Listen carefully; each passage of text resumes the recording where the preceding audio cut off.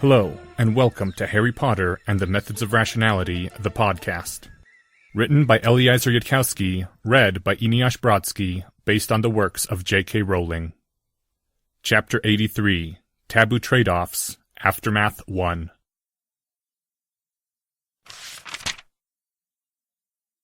When Padma entered the Transfiguration classroom, she saw that half the class had beaten her there, a strange, deathly silence pervading the room. Harry Potter sat alone in one corner, staring off into some unknown distance, his eyes half-lidded, nearly closed. Rumor said that the Aurors had discovered that the defense professor had polyjuiced as Granger to fool Malfoy. Rumor said that Hermione had been bound by the unbreakable vow to be Draco Malfoy's slave. Rumor said that Hermione had gotten the Dementor's kiss. But if that were true, Harry Potter wouldn't be sitting there. He would be... Padma didn't know what General Potter would do. Her mind went blank, trying to think about it. Even when Professor McGonagall got there, the silence hadn't broken. The Transfiguration professor walked up to the board without a pause, erased it with a sweep of her hand, and then began to write. "Today, children," began the calm professional voice of the Transfiguration professor, just as though nothing out of the ordinary had happened that week. "we shall learn how much effort it takes to sustain a transfiguration, and why, at your age, you should not even try. The original form is not gone, only suppressed, and to maintain that suppression—" "Excuse me," said Padma Patil. She knew her voice was shaking, she knew that she was trembling visibly, but she had to ask. "Excuse me, Professor. What happened with Miss Granger?" The Transfiguration professor paused at the board and turned to look at Padma. The professor should have looked stern, having been interrupted without a hand being raised. But instead, her face was kindly. "You don't already know, Miss Patil? I expected that rumor would have spread." "There are too many rumors. I don't know what's true." Morag McDougal raised her hand, then said without waiting to be called, "I told you, Padma, what's true is that the Wizengamot found Granger guilty and ordered her to get the Dementor's kiss, and they brought in the Dementor, and Harry Potter glued it to the ceiling and wouldn't let it down until—" "Oh, dear Merlin," said Professor McGonagall, her expression growing sharp, but then she visibly calmed herself. "The affair was utterly ridiculous, and I shan't go into detail. Let it stand that Miss Granger is resting with Madame Pomfrey for now, and coming back to classes tomorrow. And if I catch anyone bothering her, I shall turn them into glass vases and drop them." The entire class gasped at this. It wasn't so much that the threat was fatal, as that it broke the safety rules for Transfiguration. Professor McGonagall turned back to her board. From a corner of the classroom, another voice rose up. "What about Professor Quirrell?" said Terry Boot. "Has he been arrested?" "The Aurors are only detaining him," said the Transfiguration professor without turning around. "If they have not given back our defense professor by tomorrow, I shall ask the headmaster to go fetch him.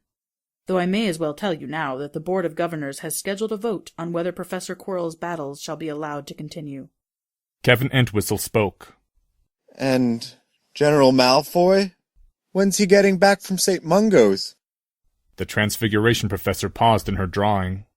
She turned around again, more slowly this time. "I am sorry, Mr. Entwistle." Her face looked a little more lined than when she had entered the room. "Mr. Malfoy's health is in no danger, I am given to understand. Unfortunately, I have received an owl from Mr. Malfoy's father withdrawing him from Hogwarts. I am afraid he is not coming back."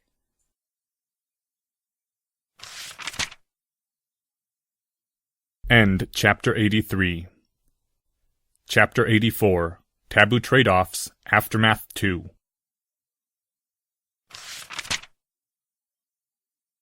When Hermione Granger woke, she found herself lying in a soft, comfortable bed of the Hogwarts infirmary, with a square of setting sunlight falling on her midriff, warm through the thin blanket.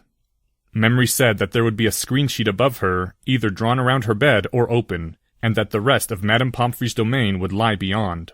The other beds, occupied or unoccupied, and bright windows set in the curvily carven stone of Hogwarts. When Hermione opened her eyes, the first thing she saw was the face of Professor McGonagall, sitting on the left side of her bed.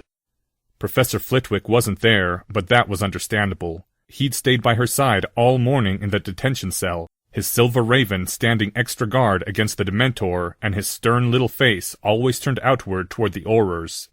The head of Ravenclaw had surely spent way too much time on her, and probably had to get back to teaching his classes, instead of keeping watch on a convicted, attempted murderess. She felt horribly, horribly sick, and she didn't think it was because of any potions. Hermione would have started crying again, only her throat hurt, her eyes still burned, and her mind just felt tired. She couldn't have borne to weep again, couldn't find the strength for tears. "Where are my parents?" Hermione whispered to the head of House Gryffindor. Somehow it seemed like the worst thing in the world to face them, even worse than everything else, and yet she still wanted to see them. The gentle look on Professor McGonagall's face transfigured into something sadder. "I'm sorry, Miss Granger. Though it was not always so, we have found in recent years that it is wiser not to tell the parents of Muggleborns about any danger their child has faced. I should advise you also to remain silent, if you wish to stay at Hogwarts without trouble from them." "I'm not being expelled? For what I did?" "No. Miss Granger, surely you heard, I hope you heard, Mr. Potter, when he said that you were innocent?" "He was just saying that. To get me free, I mean." The older witch shook her head firmly. "No, Miss Granger. Mr. Potter believes you were memory-charmed, that the whole duel never happened. The headmaster suspects even darker magics may have been involved, that your own hand might have cast the spell, but not your own will. Even Professor Snape finds the affair completely unbelievable, though he may not be able to say so publicly. He was wondering if Muggle drugs might have been used on you." Hermione's eyes went on staring distantly at the Transfiguration Professor. She knew that she'd just been told something significant, but she couldn't find the energy to propagate any changes through her mind. "Surely you don't believe it. Miss Granger, you cannot believe of yourself that you would turn to murder?" "But Her excellent memory helpfully replayed it for the 1,000th time. Draco Malfoy telling her with a sneer that she'd never beat him when he wasn't tired, and then proceeding to prove just that. Dancing like a duelist between the warded trophies while she frantically scrambled, and dealing the ending blow with a hex that sent her crashing against the wall and drew blood from her cheek. And then she'd... "But you remember doing it," said the older witch, who was watching over her with kindly understanding. "Miss Granger, there is no need for a 12-year-old girl to bear such dreadful memories. Say the word, and I shall be happy to lock them away for you." It was like a glass of warm water thrown into her face. "What?" Professor McGonagall took out her wand, a gesture so practiced and quick that it seemed like pointing a finger. "I can't offer to rid you of the memories entirely, Miss Granger. There may be important facts buried there. But there is a form of the memory charm which is reversible, and I shall be happy to cast that on you." Hermione stared at the wand, feeling the stirrings of hope for the first time in almost 2 days. Make it didn't happen. She'd wished that over and over again, for the hands of time to turn back and erase the horrible choice that could never, ever be undone. And if erasing the memory wasn't that, it was still a kind of release. She looked back at Professor McGonagall's kindly face. "You really don't think I did it?" "I am quite certain you would never do such a thing of your own will." Beneath her blankets, Hermione's hands clutched at the sheets. "Harry doesn't think I did it?" "Mr. Potter is of the opinion that your memories are entire fabrications. I can rather see his point." Then Hermione's clutching fingers let go of the sheet, and she slumped back into the bed from which she'd partially risen. No, she hadn't said anything. She'd woken up and remembered what had happened last night, and it had been like... She couldn't find words even in her own thoughts for what it had been like. But she'd known that Draco Malfoy was already dead, and she hadn't said anything, hadn't gone to Professor Flitwick and confessed. She'd just dressed herself and gone down to breakfast and tried to act normal, so that nobody would ever know. And she'd known it was wrong and horribly, horribly wrong, but she'd been so scared. Even if Harry Potter was right, Even if the duel with Draco Malfoy was a lie, she'd made that choice all by herself. She didn't deserve to forget that, or be forgiven for it. And if she had done the right thing, gone straight to Professor Flitwick, maybe that would have helped somehow. Maybe everyone would have seen that she regretted it, and Harry wouldn't have had to give away all his money to save her. Hermione shut her eyes, squeezed them shut really tight. She couldn't bear to start crying again. I'm a horrible person. I'm awful. I'm not heroic at all. Professor McGonagall's voice was very sharp, like Hermione had just made some dreadful mistake on her Transfiguration homework. Stop being foolish, Miss Granger. Horrible is whoever did this to you. And as for being heroic, well, Miss Granger, you've already heard my opinion about young girls trying to involve themselves in such things before they're even 14, so I shall not lecture you on it again. I shall say only that you have just had an absolutely dreadful experience, which you survived as well as any witch in your year possibly could. Today you are allowed to cry as much as you like. Tomorrow you are going back to class. That was when Hermione knew that Professor McGonagall couldn't help her. She needed someone to scold her. She couldn't be absolved if she couldn't be blamed. And Professor McGonagall would never do that for her, would never ask so much of a little Ravenclaw girl. It was something Harry Potter wouldn't help her with either. Hermione turned over in the infirmary bed, huddling into herself, away from Professor McGonagall. Please, I want to talk to the headmaster.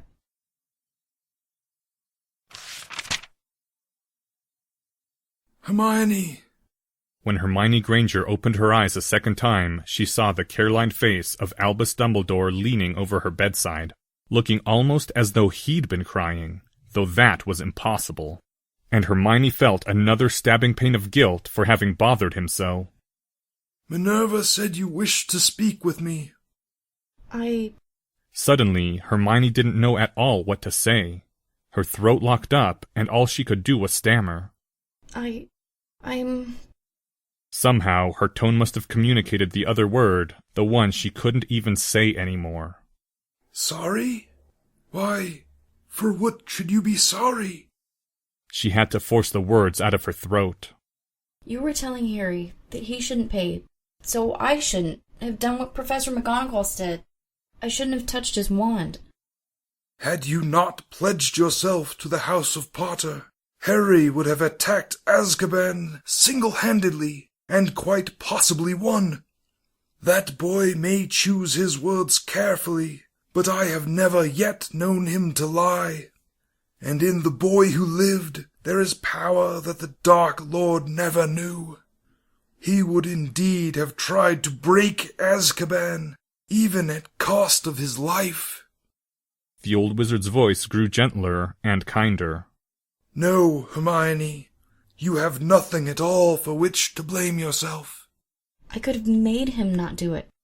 In Dumbledore's eyes, a small twinkle appeared before it was lost to weariness. Really, Miss Granger, perhaps you should be headmistress in my place, for I myself have no such power over stubborn children. Harry promised. Her voice stopped. The awful truth was very hard to speak. Harry Potter promised me that he would never help me if I told him not to. There was a pause. The distant noises of the infirmary that had accompanied Professor McGonagall had ceased, Hermione realized, when Dumbledore had awoken her. From where she lay in bed, she could see only the ceiling and the top of one wall's windows, but nothing in her range of vision moved, and if there were sounds, she could not hear them. Ah! I suppose it is possible that the boy would have kept his promise. I should have. Gone to Azkaban of your own will? Miss Granger, that is more than I would ever ask anyone to take upon themselves. But... Hermione swallowed. She couldn't help but notice the loophole. Anyone who wanted to get through the portrait door of the Ravenclaw dorm quickly learned to pay attention to exact wordings. But it's not more than you'd take on yourself. Hermione, the old wizard began. Why? Said Hermione's voice. It seemed to be running on without her mind, now. Why couldn't I be braver I was gonna run in front of a Dementor for Harry before in January. So why? Why couldn't I? Why had the thought of being sent to Azkaban just completely unglued her? Why had she forgotten everything about being good? My dear girl. The blue eyes behind the half-moon glasses showed a complete understanding of her guilt. I would have done no better myself in my first year in Hogwarts. As you would be kind to others, be kinder to yourself as well. So I did do the wrong thing. Somehow she needed to say that, to be told that, even though she already knew. There was a pause. Listen, young Ravenclaw. Hear me well, for I shall speak to you a truth. Most ill-doers do not think of themselves as evil. Indeed, most conceive themselves the heroes of the stories they tell. I once thought that the greatest evil in this world was done in the name of the greater good. I was wrong, terribly wrong. There is evil in this world which knows itself for evil and hates the good with all its strength. All fair things does it desire to destroy. Hermione shivered in her bed. Somehow it seemed very real when Dumbledore said it. The old wizard continued speaking. You are one of the fair things of this world, Hermione Granger. And so, that evil hates you as well. If you had stayed firm through even this trial, it would have struck you harder and yet harder until you shattered. Do not think that heroes cannot be broken. We are only more difficult to break, Hermione. The old wizard's eyes had grown sterner than she had ever seen. When you have been exhausted for many hours, when pain and death is not a passing fear but a certainty, then it is harder to be a hero. If I must speak the truth, then today, yes, I would not waver in the face of Azkaban. But when I was a first year in Hogwarts, I would have fled from the Dementor that you confronted, for my father had died in Azkaban, and I feared them. Know this, the evil that struck at you could have broken anyone, even myself. Only Harry Potter has it within him to face that horror when he has come fully into his power. Hermione's neck couldn't stare at the old wizard any longer. She let her head fall back to the pillow, where she stared up at the ceiling, absorbing what she could. Why? Her voice trembled again. Why would anyone be that evil? I don't understand. I too have wondered, said Dumbledore's voice, a deep sadness in it. For thrice 10 years I wondered, and I still do not understand.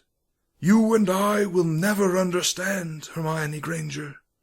But at least I know now what true evil would say for itself if we could speak to it and ask why it was evil. It would say, why not?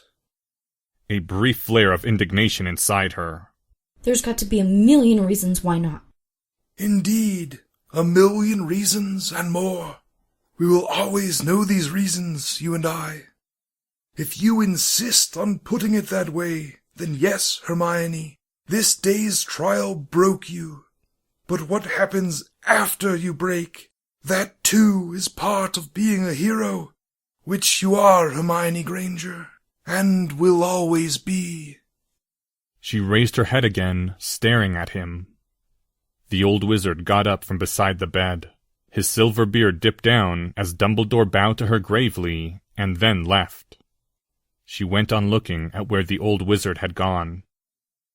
It should have meant something to her, should have touched her, should have made her felt better inside that Dumbledore, who had seemed so reluctant before, had now acknowledged her as a hero.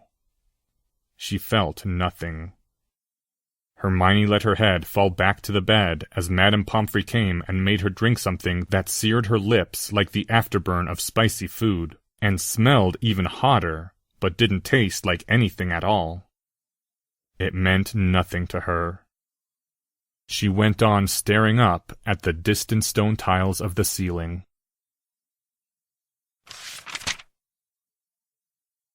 Minerva was waiting, doing her best not to hover, beside the double doors to the Hogwarts infirmary.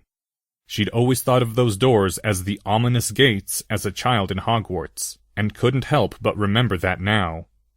Too much bad news had been spoken here. Albus stepped out. The old wizard did not pause on the way out of the infirmary, only kept walking toward Professor Flitwick's office, and Minerva followed him. Professor McGonagall cleared her throat. Is it done, Albus? The old wizard nodded in affirmation. If any hostile magic is cast on her, or any spirit touches her, I shall know and come. I spoke to Mr. Potter after Transfiguration class. He was of the opinion that Miss Granger should go to Beauxbaton, rather than Hogwarts, from now on. The old wizard shook his head. No. If Voldemort truly desires to strike at Miss Granger, he is tenacious beyond measure. His servants are returning to him. He could not have retrieved Bellatrix alone. Azkaban itself is not safe from his malice, and as for Beauxbatons, no, Minerva. I do not think Voldemort can essay such possessions often, or against stronger targets, or this year would have gone quite differently. And Harry Potter is here, whom Voldemort must fear whether he admits it or no. Now that I have warded her, Miss Granger will be safer within Hogwarts than without. Mr. Potter seemed to doubt that, Minerva said. She couldn't quite keep the edge from her voice. There was a part of her that agreed rather strongly. He seemed to feel that common sense said Miss Granger should continue her education anywhere but Hogwarts. The old wizard sighed.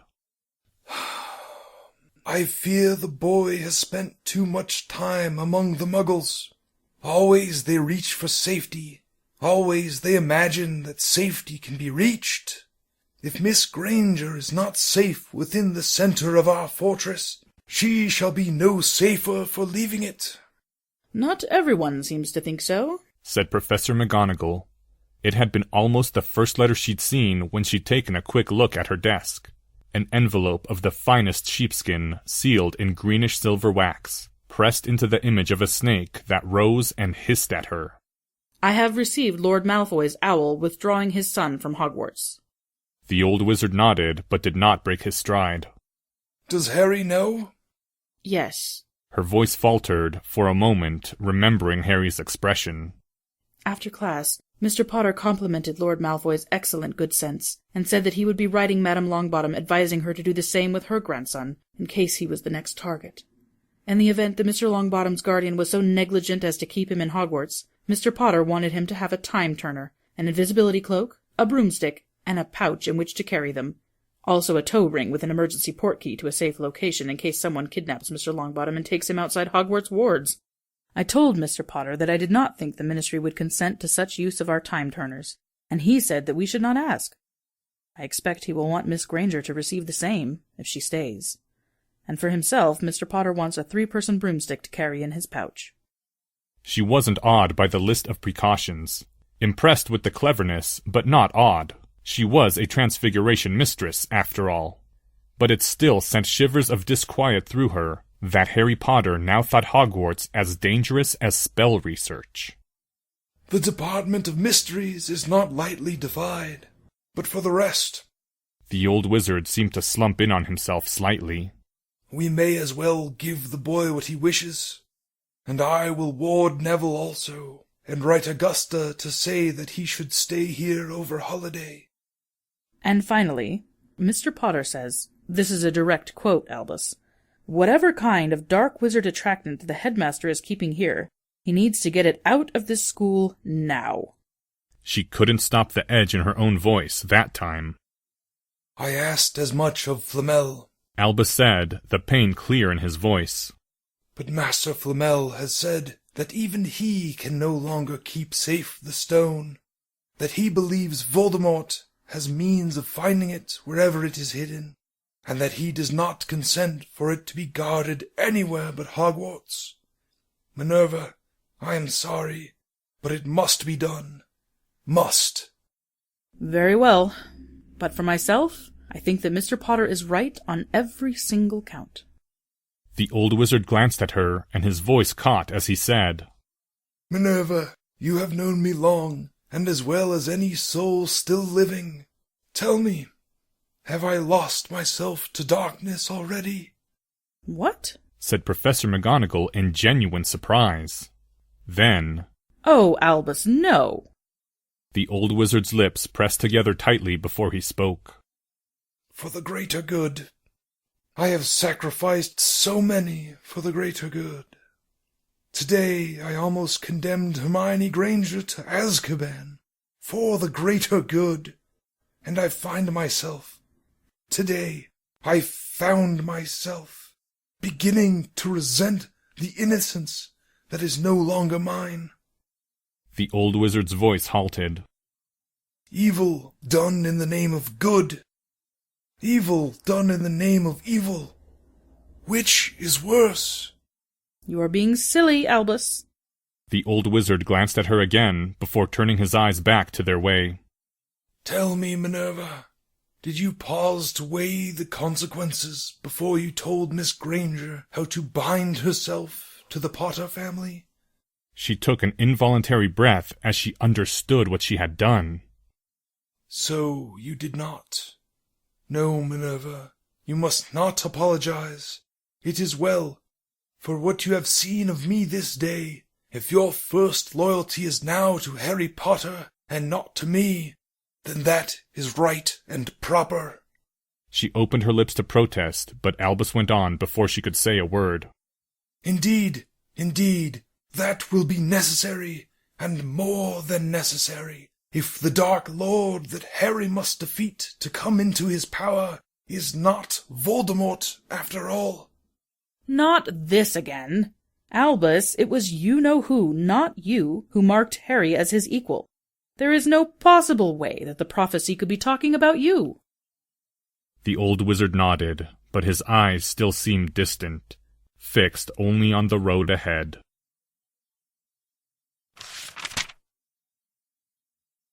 End first half of Chapter 84. Thank you to the following people. Minerva McGonagall, read by Autumn Rachel Dryden. Dumbledore, Drake Walker. Hermione Granger, Anonymous. Terry Boot was voiced by Stefan Wäldchen. Morak McDougal by Megan Clare. Padme and Parvati Patil by Amanda Grisello. This chapter's original text, production notes, and attribution links, along with archives and much more, can be found at hpmorpodcast.com. If you would like to learn more about the art of rationality, please visit lesswrong.com, an online community of aspiring rationalists founded by Eliezer Yudkowsky. Some sound effects used are courtesy of the Free Sound Project. The music used is Catch That Goblin by Skaven. Thank you for listening, and come back next week for the continuation of Chapter 84, Taboo Trade-Offs, Aftermath 2.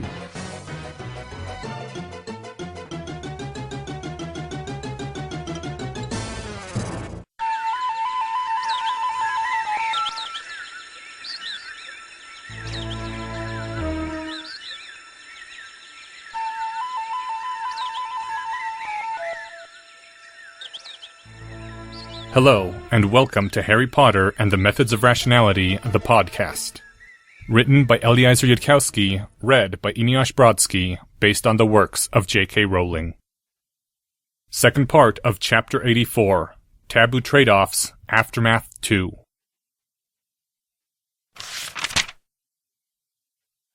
The holding cell, well to the center of magical law enforcement, was luxuriously appointed. More a remark on what adult wizards took for granted than any special feeling toward prisoners. There was a self-reclining, self-rocking chair with plush, richly textured, self-warming cushions. There was a bookcase containing random books rescued from a bargain bin and a full shelf of ancient magazines, including one from 1883. As for toiletries, well, it wasn't exactly luxurious, but there was a spell on the room which put all that business on hold. You weren't to go anywhere that the watching Auror couldn't see you. But aside from that, it was quite a pleasant little cell. The defense professor of Hogwarts was being detained. Not arrested, not even intimidated. There was no evidence to indict him, except that a terrible and unusual crime had been committed at the Hogwarts School of Witchcraft and Wizardry, and going by previous occasions, the odds were 5-1 that the current defense professor was tangled up in it somehow. To this must be added the fact that nobody in the DMLE even knew who the defense professor was, and that the man had literally sneezed at all attempts to uncover his true identity. Why, no, they hadn't released Quirinus Quirrell back to Hogwarts just yet. Let us repeat this for emphasis. The defense professor was being detained in a cell. The defense professor was staring at the watching Auror and humming. The defense professor had not spoken a single word since he arrived in this particular cell. He has only been humming. The humming started out as a simple children's lullaby, the one that in Muggle Britain begins, "Lullaby and Good Night." This tune was hummed, without variation, over and over for 7 minutes, to establish the underlying pattern. Then began the elaborations upon the theme. Phrases hummed too slow, with long pauses in between, so that the listener's mind helplessly waits and waits for the next note, the next phrase. And then, when the next phrase comes, it is so out of key, so unbelievably awfully out of key, not just out of key for the previous phrases, but sung at a pitch which does not correspond to any key, that you would have to believe this person had spent hours deliberately practicing their humming just to acquire such perfect anti-pitch. It bears the same semblance to music as the awful dead voice of a Dementor bears to human speech. And this horrible, horrible humming is impossible to ignore. It is similar to a known lullaby, but it departs from that pattern unpredictably. It sets up expectations and then violates them, never in any constant pattern that would permit the humming to fade into the background. The only possible explanation for how this mode of humming came to exist is that it was deliberately designed by some unspeakably cruel genius who woke up one day feeling bored with ordinary torture, who decided to handicap himself and find out whether he could break someone's sanity just by humming at them. The Auror had been listening to this unimaginably dreadful humming for 4 hours, while being stared at by a huge, cold, lethal presence that feels equally horrible whether he looks at it directly or lets it hover at the corner of his vision. The humming stopped. There was a long wait, time enough for false hope to rise and be squashed down by the memory of previous disappointments. And then, as the interval lengthened and lengthened, that hope rose again unstoppably. The humming began once more. The Auror cracked. From his belt, the Auror took a mirror, tapped it once, and then said, "This is Junior Auror Urgent Alternate. I'm calling in code RJL20 on cell 3. Code RJL20? The mirror said in surprised tones. There was a sound of pages being flipped, and then... You want to be relieved because a prisoner is attempting psychological warfare and succeeding? Amelia Bones really is quite intelligent. What did the prisoner say to you? This question is not part of procedure RJL20, but unfortunately, Amelia Bones has failed to include an explicit instruction that the commanding officer should not ask. He's... said the Auror, and glanced back at the cell. The defense professor was now leaning back in his chair, looking quite relaxed. He was staring at me, and humming. There was a pause. The mirror spoke again. And you're calling in an RJL20 over that? You sure you're not just trying to get out of watching him? Amelia Bones is surrounded by idiots. You don't understand. It was really awful humming. The mirror transmitted a sound of muffled laughter in the background, sounding like it was coming from more than one person. Then speech again. Mr. Alternate, if you don't want to be busted to junior oral second class, I suggest you buckle down and get back to work. Strike that, a crisp voice said, sounding slightly remote due to its distance from the mirror. Which is why Amelia Bones often sits in on a coordination center of the DMLE while doing her ministry-required paperwork. Or Alternate, said the crisp voice, seeming to approach closer to the mirror. You will be relieved shortly. Or Ben Gutierrez, the procedure for RJL20 does not say that you ask why. It says that you relieve an Auror who calls it in. If I find Aurors to be abusing it, I will modify the procedure to prevent its abuse. The mirror cut off abruptly. The Auror turned back to look triumphantly at where the current defense professor of Hogwarts was leaning back in his cushioned chair. That man then spoke the first words that had left his lips since he entered the cell. "Goodbye, Mr. Altounay." A few minutes later, the door to the detention cell opened, and in walked a gray-haired woman, dressed in the crimson-tinged robes of an Auror without any sign of rank or other ornamentation, carrying a black leather folder under her left arm. You're relieved, the old woman said abruptly. There was a brief delay while Auror Altounay tried to explain what had been happening. This was cut short by a nod and a stark simple finger pointing out the door.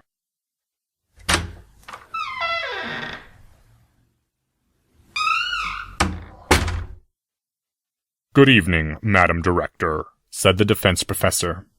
Amelia Bones did not acknowledge the statement, but sat down abruptly in the vacated chair. The old witch opened the black folder, and her gaze moved down to the parchments therein. Possible hints to the identity of the current Hogwarts defense professor, as compiled by Auror Robards. The title parchment was flipped, turned aside. The defense professor said that he was sorted into Slytherin, claimed that his family was killed by Voldemort, said he had studied at a martial arts center in Muggle Asia, which was destroyed by Voldemort.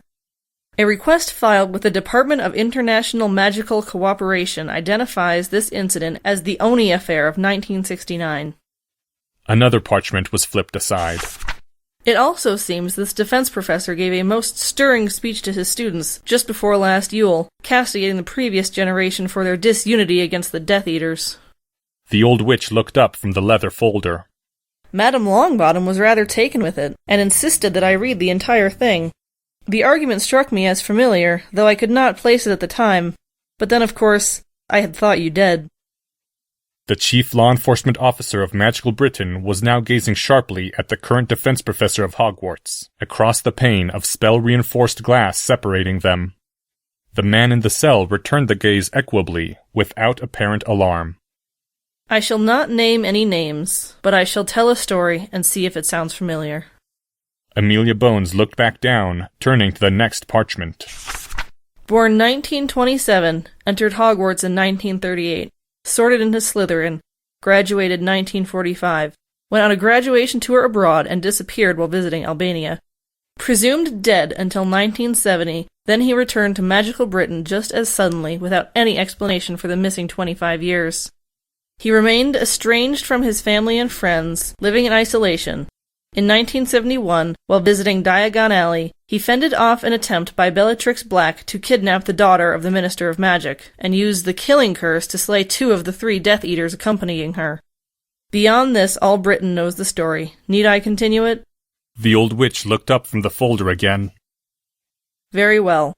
There was a trial in the Wizengamot, during which this young man was exonerated for his use of the killing curse, not least due to the efforts of his grandmother, the lady of his house.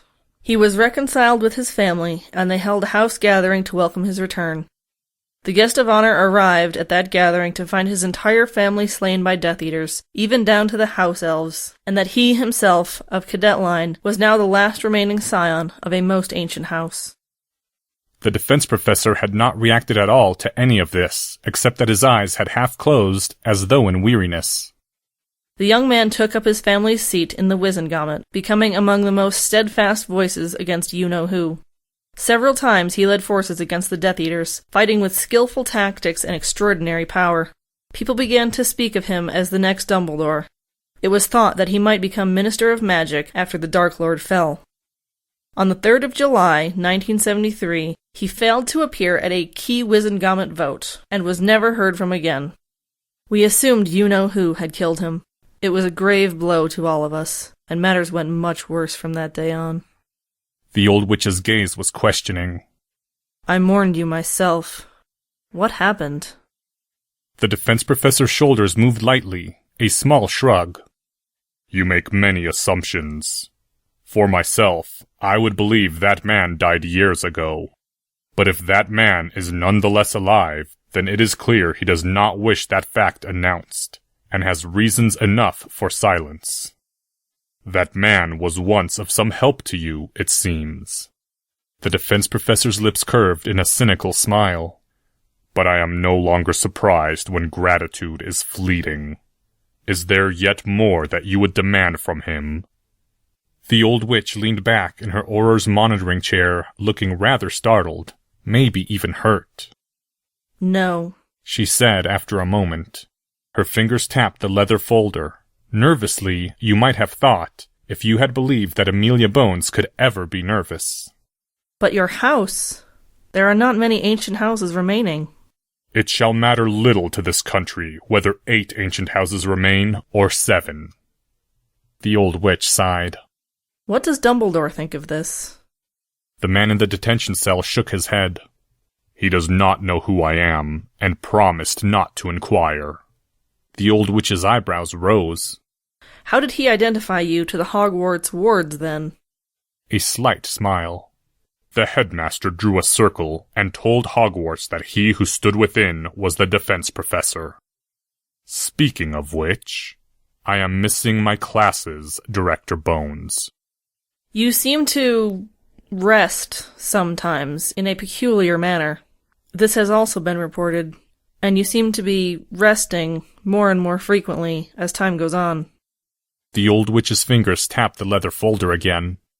I cannot recall reading of such a symptom, but when one hears of such a thing, one imagines dark wizards fought and terrible curses received.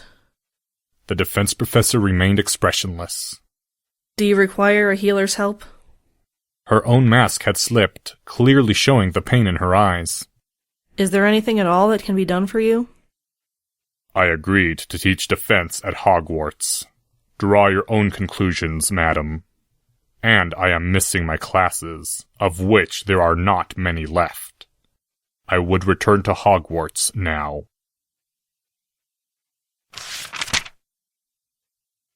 When Hermione woke the 3rd time, though it felt like she'd only closed her eyes for a moment, the sun was even lower in the sky, almost fully set.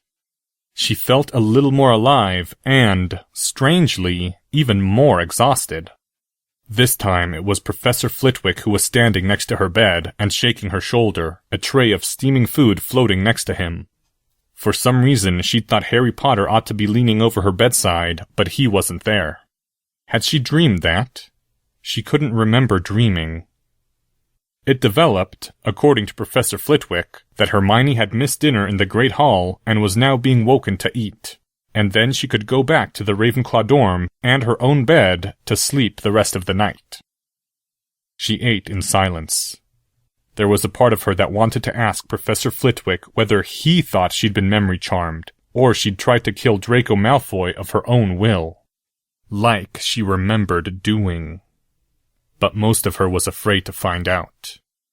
Afraid to find out was a warning sign, according to Harry Potter and his books. But her mind felt tired, bruised, and she couldn't muster the strength to override it. When she and Professor Flitwick left the infirmary, they found Harry Potter sitting cross-legged outside the door, quietly reading a psychology textbook. "I'll take her from here," said the boy who lived. "Professor McGonagall said it would be all right." Professor Flitwick seemed to accept this, and departed after a stern look at both of them. She couldn't imagine what the stern look was supposed to say, unless it was, "Don't try to kill any more students." The footsteps of Professor Flitwick faded, and the two of them stood alone outside the doors of the infirmary. She looked at the green eyes of the boy who lived, the mess of hair that didn't quite obscure the scar on his forehead. She looked upon the face of the boy who'd given all his money to save her without a second thought. There were feelings inside her, guilt, shame, embarrassment, other things as well, but no words. There was nothing she knew how to say. So, Harry said abruptly, I did a quick skim through my psychology books to see what they said about post-traumatic stress disorder. The old books said you should talk about the experience immediately afterward with a counselor. The newer research says that when they actually ran experiments, it turned out that talking about it immediately afterward made it worse. Apparently, what you really ought to do is run with your mind's natural impulse to repress the memories and just not think about it for a while. It was so normal for the way she and Harry usually talked that she felt a sudden burning in her throat. We don't have to talk about it. That was what Harry had just said, more or less. It felt like cheating, maybe even like a lie. Nothing was normal. Everything wrong was still horribly wrong. Everything left unsaid still needed to be said.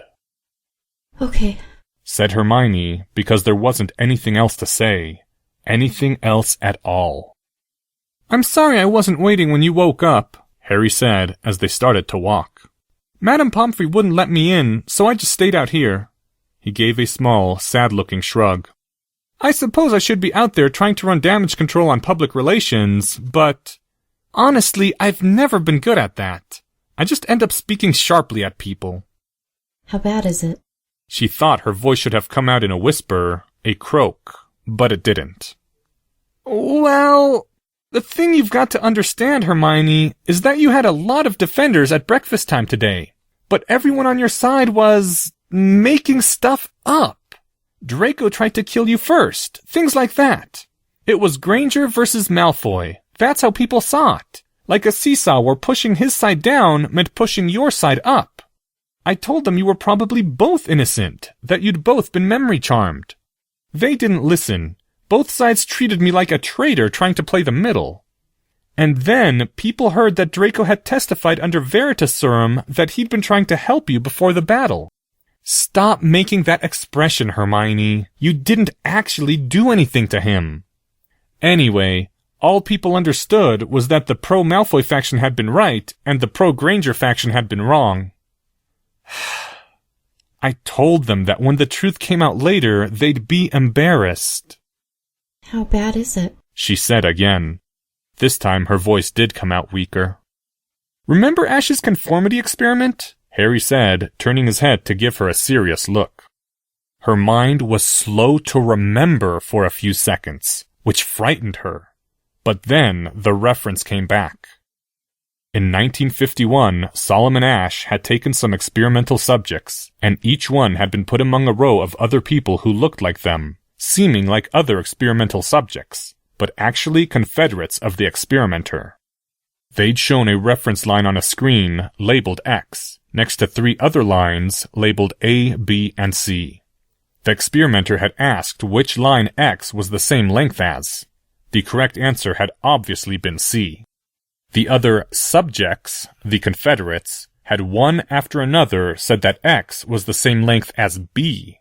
The real subject had been put second to last in the order so as not to arouse suspicion by being last. The test had been to see whether the real subject would conform to the standard wrong answer of B or voice the obviously correct answer of C. 75% of the subjects had conformed at least once. A third of the subjects had conformed more than half the time. Some had reported afterward actually believing that X was the same length as B. And that had been in cases where the subjects hadn't known any of the Confederates. If you put people around others who belonged to the same group as them, like someone in a wheelchair next to other people in a wheelchair, the conformity effect got even stronger. Hermione had a sickening feeling where this was going. I remember. I gave the Chaos Legion anti-conformity training, you know. I had each Legionnaire stand in the middle and say, "Twice 2 is 4," or "Grass is green," while everyone else in the Chaos Legion called them idiots or sneered at them. Alan Flint did really good sneers. Or even just gave them blank looks and then walked away. The thing you've got to remember is, only the Chaos Legion has ever practiced anything like that. Nobody else in Hogwarts even knows what conformity is. Harry. Her voice was wobbling. How bad is it? Harry gave another sad-looking shrug. Everyone in the second year and above, since they don't know you. Everyone in Dragon Army. All of Slytherin, of course. And, well, most of the rest of Magical Britain too, I think. Remember, Lucius Malfoy controls the Daily Prophet. Everyone? Her limbs started to feel cold, like she'd just gotten out of an unheated swimming pool. What people really believe doesn't feel like a belief. It feels like the way the world is. You and I are standing in a private little bubble of the universe where Hermione Granger got memory charmed. Everyone else is living in the world where Hermione Granger tried to murder Draco Malfoy. If Ernie Macmillan... Her breath caught in her throat. Captain Macmillan thinks he's ethically prohibited from being your friend now. Well, he's trying to do the right thing as he understands it, in the world he thinks he lives in. Harry's eyes were very serious. Hermione, you've told me a lot of times that I look down too much on other people. But if I expected too much of them, if I expected people to get things right, I really would hate them then. Idealism aside, Hogwarts students don't actually know enough about cognitive science to take responsibility for how their own minds work. It's not their fault they're crazy. Harry's voice was strangely gentle, almost like an adult's. I know it's going to be harder on you than it would be on me. But remember, eventually the real culprit gets nailed. The truth comes out. Everyone who is confidently wrong gets embarrassed. And if the real culprit doesn't get caught? Or if it turns out to be me after all. Then you can leave Hogwarts and go to the Salem Witches Institute in America. Leave Hogwarts? She'd never even thought of that possibility except as an ultimate punishment. Hermione, I think you might want to do that anyway. Hogwarts isn't a castle. It's insanity with walls. You have got other options. I'll have to think about it. Harry nodded. At least nobody's going to try hexing you, not after what the headmaster said at dinner tonight. Oh, and Ron Weasley came up to me, looking very serious, and told me that if I saw you first, that I should tell you that he's sorry for having thought badly of you, and he'll never speak ill of you again. Ron believes I'm innocent? Well, he doesn't think you're innocent, per se.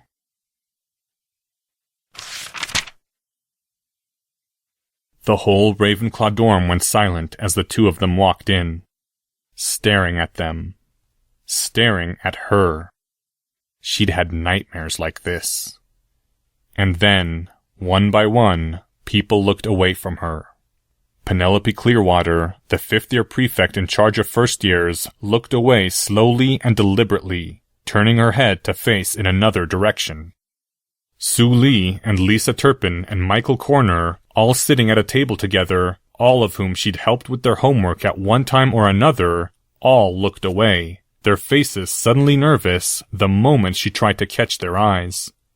A third-year witch named Letitia Randall, whom Spew had twice saved from Slytherin bullies, quickly bent back over her desk and started doing homework again. Mandy Brocklehurst looked away from her. If Hermione didn't burst into tears then, it was only because she'd expected it, had played it out in her mind over and over again. At least people weren't screaming at her or shoving her or hexing her. They were just looking away. Hermione walked very straight up to the staircase that led toward the first-year girls' dorm. She didn't see Padma Patil or Anthony Goldstein looking at her, those two lone heads turning to track her as she left. From behind her, she heard Harry Potter saying, in a very calm tone, "Now, eventually the truth's going to come out, you all. So if you're all that confident she's guilty, can I ask you all to sign this paper right here, saying that if she later turns out to be innocent, she gets to say 'I told you so,' and then hold it over you for the rest of your lives? Step on up, one and all. Don't be cowards. If you really believe, you shouldn't be afraid to bet." She was halfway up the stairs when she realized that there would be other girls inside her dorm room, too.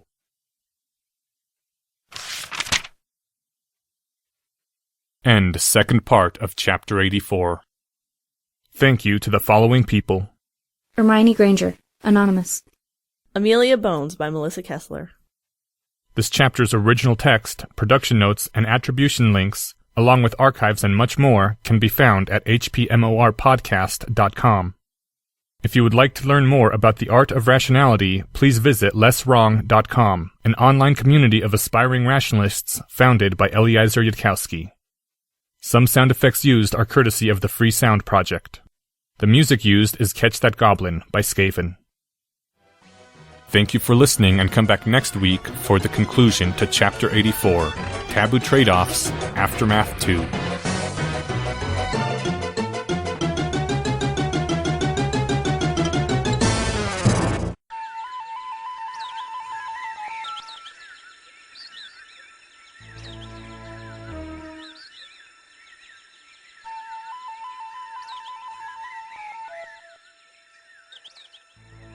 Hello, and welcome to Harry Potter and the Methods of Rationality, the podcast.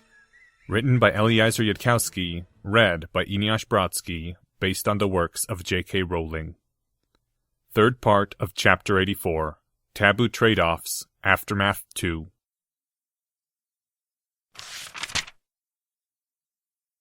The stars hadn't quite come out yet, only one or two of the brightest ones visible through the reddish-purple haze of the horizon, though the sun had fully sunk. Hermione's hands dug into the harsh stone of the parapet guarding the small balcony, where she ducked out of the stairwell after realizing that she couldn't just go back to bed. The words echoed in her mind like, "You can't go home again," ought to sound. She stared out at the empty grounds, the fading sunset, the sprouting grass so far below. Tired. She was tired. She couldn't think now. She needed to sleep. Professor Flitwick had told her that she needed to sleep, and there'd been yet another potion with her dinner. Maybe that was how Wizarding Society treated horrible traumas to innocent young girls, just made them sleep a lot afterward. She should go to her room and sleep, but she was afraid to go someplace where other people were, afraid of how they might look at her, or look away. Fragments of thoughts chased themselves around a mind too exhausted to finish or connect them as the night fully set in. Why? Why did all this happen? Everything was fine a week ago. Why? From behind her came the creaky sound of an opening door. She turned her head and looked. Professor Quirrell was leaning against the doorway she'd walked through, silhouetted like a cardboard cutout by the light of the Hogwarts torches lit behind him in the open door. She couldn't see his expression, though the doorway behind him was bright. His eyes, his face, everything she could see from here lay within night's shadow. The defense professor of Hogwarts. Number 1 on the list of people who might have done this. She hadn't even realized she had a suspect list until that moment. The man stood within that doorway, saying nothing, and she couldn't see his eyes. What was he even doing there in the first place? "Are you here to kill me?" said Hermione Granger. Professor Quirrell's head tilted at that. Then the defense professor started toward her, the dark silhouette raising one hand slowly and deliberately, as though to push her off the Ravenclaw tower. "Stupefy!" The burst of adrenaline overrode everything. She drew her wand without thinking. Her lips formed the word of their own accord. The stun bolt leapt out of her wand and slowed to a stop in front of Professor Quirrell's raised hand, rippling in midair like it was still trying to fly and making a slight hissing sound. The red glow illuminated Professor Quirrell's face for the first time, showing a strange, fond smile. "Better," said Professor Quirrell. "Miss Granger, you are still a student in my defense class. As such, if you consider me a threat, I do not expect you to just look at me sadly and ask if I am there to kill you. -2 Quirrell points." She was entirely unable to form words. The defense professor flicked his forefinger casually at the suspended stun bolt, sending the hex shooting back over her head, far into the night, so that they stood again in darkness. Then Professor Quirrell walked out of the doorway, which swung shut behind him, and a soft white light sprung up around the two of them so that she could see his face once more, still with that strange, fond smile. What are you doing here? A few more steps took Professor Quirrell to a higher part of the balcony's ramparts, where he put his elbows down on the stone and leaned over heavily, looking up into the night. I came here straight upon being released by the Aurors the moment I finished reporting to the headmaster, because I am your teacher, and you are my student, and I am responsible for you. Hermione understood, then, remembering what Professor Quirrell had said to Harry in the second defense lesson of the year about controlling his anger. She felt the flush of shame all the way down her chest. It took a moment after that for knowledge to override mortification, for her to force out the words. Harry thinks that I didn't lose my temper. So I heard, said Professor Quirrell in rather dry tones. He shook his head, as though at the stars themselves. The boy is fortunate that I have crossed the line from annoyance with his self-destructiveness into sheer curiosity as to what he shall do next. But I agree with Mr. Potter's assessment of the facts. This murder was well planned to evade detection both by the wards of Hogwarts and the headmaster's timely eye. Naturally, in such a thoughtful murder, some innocent would be placed to take the blame. A brief, wry smile crossed the defense professor's lips, though he wasn't looking at her. As for the notion that you did it yourself, I consider myself a talented teacher, but even I could not teach such murderous intent to a student as obstinate and untalented as Hermione Granger. The part of her brain that said, "What?" in indignation wasn't anywhere near loud enough to reach her lips. No, that is not why I am here. You have made no effort to hide your dislike for me, Miss Granger. I thank you for that lack of pretense, for I much prefer true hatred to false love. But you are still my student, and I have a word to say to you, if you will hear it. Hermione looked at him, still fighting down the after-effects of the adrenaline from before. The defense professor seemed to be just staring up at the dark sky, in which the stars were becoming visible. I was going to be a hero, once. Can you believe that, Miss Granger? No. Thank you again, Miss Granger. It is true nonetheless. Long ago, long before your time or Harry Potter's, there was a man who was hailed as a savior, the destined scion, such a one as anyone would recognize from tales, wielding justice and vengeance like twin wands against his dreadful nemesis. Professor Quirrell gave a soft, bitter laugh, looking up at the night sky. Do you know, Miss Granger, at that time I thought myself already cynical, and yet, well. The silence stretched in the cold and the night.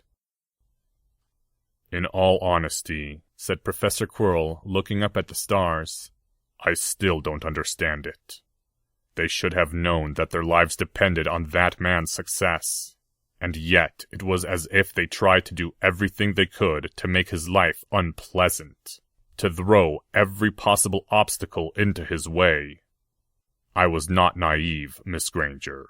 I did not expect the power holders to align themselves with me so quickly, not without something in it for themselves.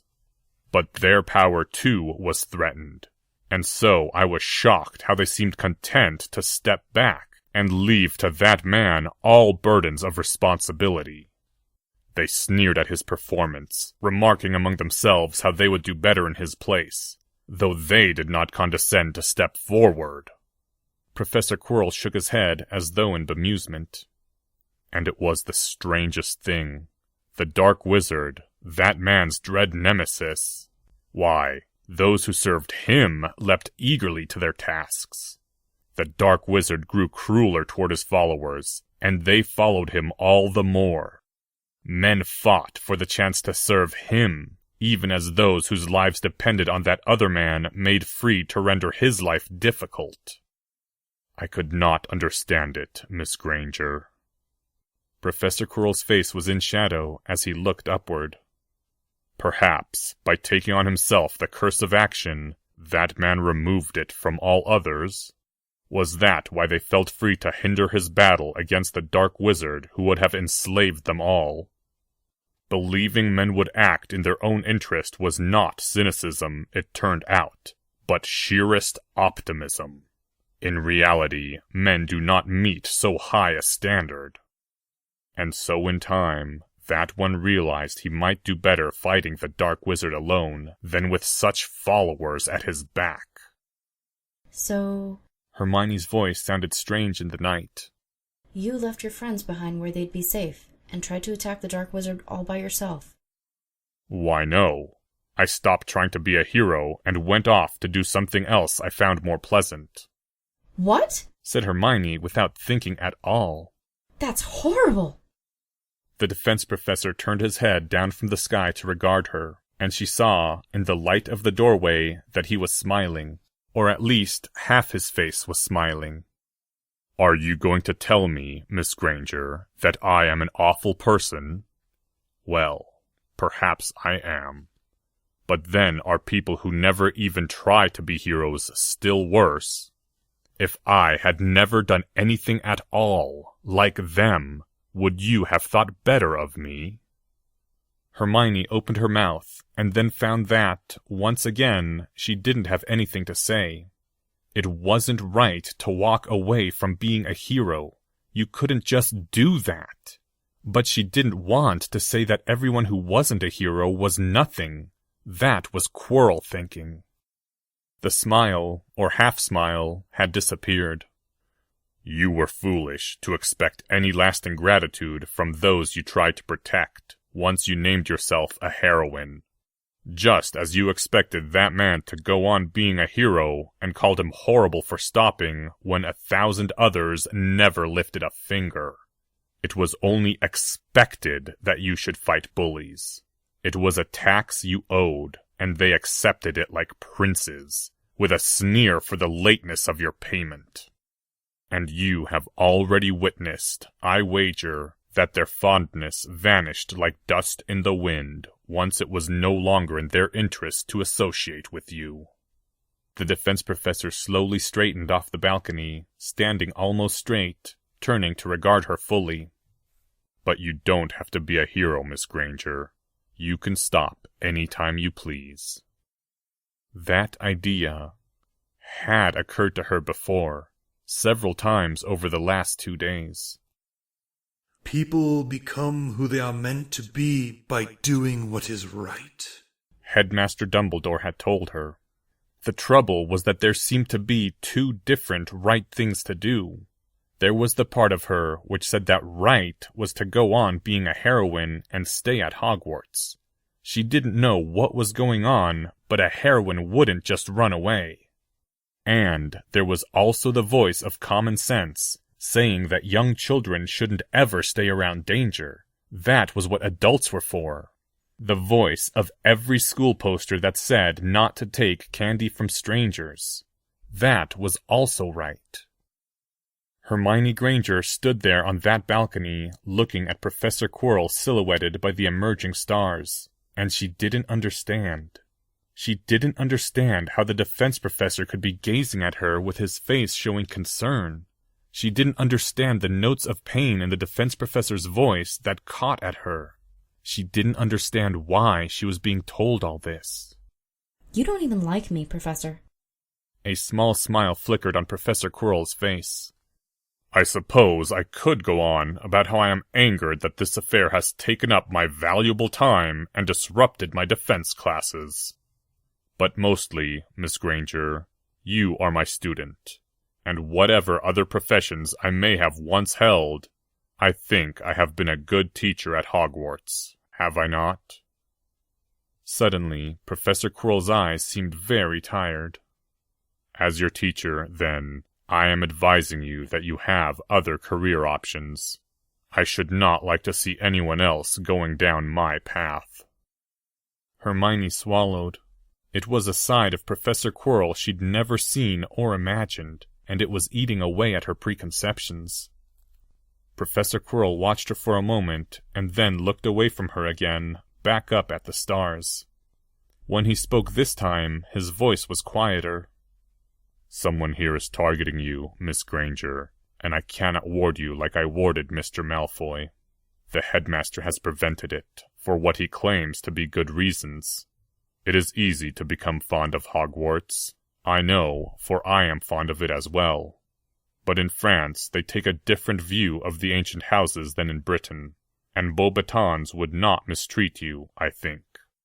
Whatever else you imagine of me, I swear that if you asked me to see you safely in Beauxbaton, I would do all in my power to convey you there. I can't just... But you can, Miss Granger. Now the pale blue eyes watched her intently. Whatever you wish to make of your life, you cannot attain it at Hogwarts. Not any more. This place is ruined for you now, even leaving aside all other threats. Simply ask Harry Potter to command you to go to Beauxbatons and live out your life in peace. If you stay here, he is your master in the eyes of Britain and its laws. She hadn't even been thinking about that. It paled so much in comparison to being eaten by Dementors. It had been important to her before, but now it all seemed childish, unimportant, pointless. So why were her eyes burning? And if that fails to move you, Miss Granger, consider also that Mr. Potter has, just today at lunchtime, threatened Lucius Malfoy, Albus Dumbledore, and the entire Wizengamot because he cannot think sensibly when something threatens to take you from him. Are you not frightened of what he will do next? It made sense. Terrible sense. Dreadful, awful sense. It made too much sense. She couldn't have described it in words, what triggered the realization, unless it was the sheer pressure that the defense professor was exerting on her. That if the defense professor was behind this whole thing, then Professor Quirrell had done it all just to get her out of the way of his plans for Harry. Without any conscious decision, she shifted her weight to the other foot, her body moving away from the defense professor. So you think I am the one responsible, said Professor Quirrell. His voice sounded a little sad as he said it, and her own heart almost stopped from hearing it. I suppose I cannot blame you. I am the defense professor of Hogwarts, after all. But, Miss Granger, even assuming that I am your enemy, common sense should still tell you to get away from me very quickly. You cannot use the killing curse, so the correct tactic is to apparate away. I do not mind being the villain of your imagination, if that makes matters clearer. Leave Hogwarts, and leave me to those who can handle me. I will arrange for the transportation to be through some family of good repute, and Mr. Potter will know to blame me if you do not arrive safely. She was feeling cold, the night air chilling her skin, or maybe being chilled by it. I've got to think about it. Professor Quirrell shook his head. No, Miss Granger. Your departure will take time for me to arrange, and I have less time left than you may think. This decision may be painful for you, but it should not be ambiguous. Much weighs in the balance of these scales, but not evenly. I must know tonight whether you intend to go. And if not... Was the defense professor warning her deliberately? That if she didn't run, he would strike again? Why would it matter so much? What did Professor Quirrell want to do with Harry?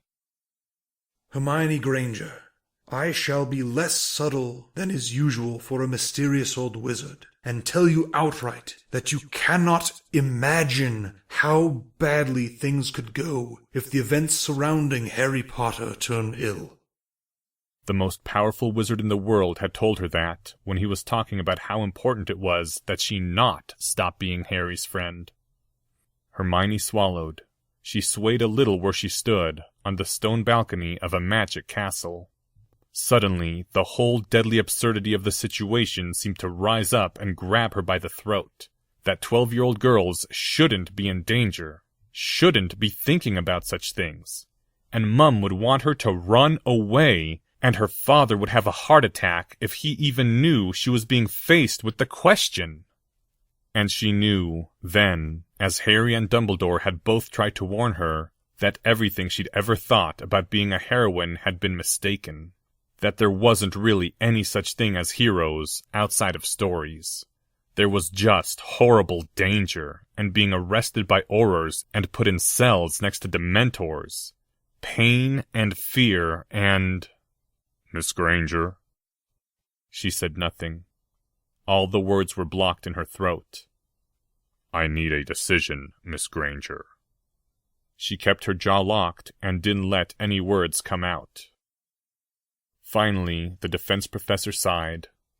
Slowly the white light failed, and slowly the door behind him swung open, so that he was once again a black silhouette against the opening. "Good night, Miss Granger," he said, and turned his back to her, and walked away into Hogwarts. It took a while for her breathing to slow down again. Whatever had happened here tonight, it didn't feel anything like victory. She'd fought so hard just to stop herself from saying yes in the face of the defense professor's pressure. And now she didn't even know if she'd done the right thing. When she walked back into the light herself, after exhaustion had overtaken everything and sleep was once more a possibility, she thought she heard it as she was within the doorway, from behind her and above her, a distant cawing cry. But it wasn't meant for her, she knew, so she started climbing up the stairs toward her dorm room. The other girls were probably asleep by now and wouldn't look at her, or look away. She felt the tears start, and this time she didn't stop them.